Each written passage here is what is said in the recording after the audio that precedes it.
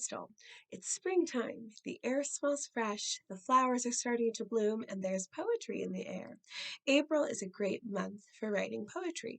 One reason is because April 23rd is Shakespeare's birthday, and he is one of the greatest poets to ever have lived. The other reason is that Riverside Theater is holding a sonnet contest to celebrate the greatest poets that live in our community, including you. 2020 and 2021 have been unique years, to say the least, full of unexpected events, some big disappointments, and some great joys. The Riverside Theater Youth Sonnet Contest invites you, students in grades 7 through 12, to write an original sonnet about something or someone who has helped you get through this time. Something to look forward to doing in the future, or something you've learned is important to you after the last year or so. Okay, that's super cool. But what is a sonnet, anyway? The word sonnet comes from the Italian word sonetto, which means a little sound or song. A sonnet is a poem with 14 lines that has a distinctive rhyming pattern and rhythmic feel.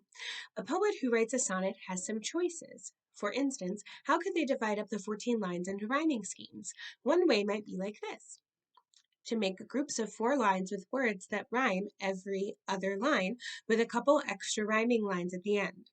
This is the rhyming pattern that Shakespeare used, and in fact, this kind of sonnet is called a Shakespearean sonnet because he wrote over 154 sonnets with this particular rhyming scheme, not including the sonnets that were written into his plays. Here's Shakespeare's Sonnet 8. Notice the rhyming pattern. Music to hear. Why hear'st thou music sadly? Sweets with sweets war not. Joy delights in joy. Why lov'st thou that which thou receiv'st not gladly, or else receiv'st with pleasure thine annoy?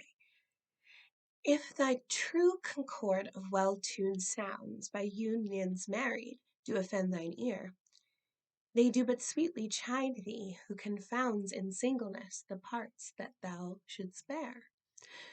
Mark how one string, sweet husband to another, strikes each by mutual ordering, resembling sire and child and happy mother, who all in one pleasing note do sing, whose speechless song, being many, seeming one, sings this to thee, thou single wilt prove none.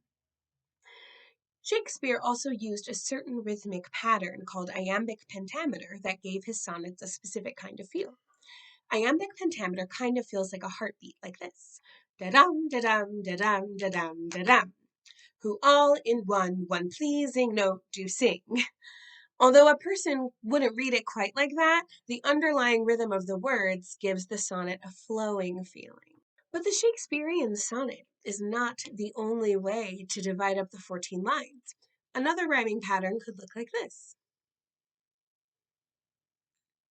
Or like this. Or you can make your own rhyming pattern. Experiment with lots of ways to divide up the 14 lines to see what you come up with. In poetry, the rules are made to be broken. Shakespeare is certainly not the only one to have written sonnets. The Pulitzer Prize-winning poet Gwendolyn Brooks used traditional Shakespearean sonnet form to talk about important events in her own life. The poem Sonnet Ballad was published in 1949, just after World War II. The poem is about a woman whose husband has gone to war. "Oh, mother, mother, where is happiness? They took my lover's tallness off to war, left me lamenting. Now I cannot guess what I can use an empty heart cup for. He won't be coming back here any more. Someday the war will end, but oh, I knew when he went walking grandly out that door that my sweet love would have to be untrue, would have to court coquettish death, whose impudent and strange possessive arms and beauty of a sort can make a hard man hesitate and change. And he will be the one to stammer, yes. Oh, mother, mother, where is happiness?" Gwendolyn Brooks followed the traditional sonnet form, but other poets have thrown those patterns out the window. Eve Ewing, for instance, is a sociologist, author, poet, and visual artist from Chicago. She composed a poem called Sonnet, which just repeats the line, I saved some cornbread for you in the skillet on the stove 14 times. Other poets found inspiration in the music around them. Traditional sonnets have that heartbeat, iambic pentameter, rhythmic feel, but the Pulitzer Prize winning poet Yusuf Komunyakaa was inspired by the rhythms of the jazz hipsters of the 1940s and 50s. Jazz music has unexpected rhythms, surprising accents, bending, sliding, and stretching. In a piece called Testimony, Komunyakaa evoked the music and life of jazz legend Charlie Bird Parker in what he called a hyper sonnet. There's no traditional rhyming pattern in this poem, like in a more traditional sonnet, but it does have 14 lines and it has a rhythmic feel all its own. Purple dress, midnight blue, dime store floral print blouse, draped over a Botticellian pose, tangerine. He could blow insinuation, a train whistle in the distance, gunshot through the ceiling, a wood warbler back in the Ozarks at Lake Taneycomo. He'd harmonize them all, Celts dealing in coal on the edge of swing.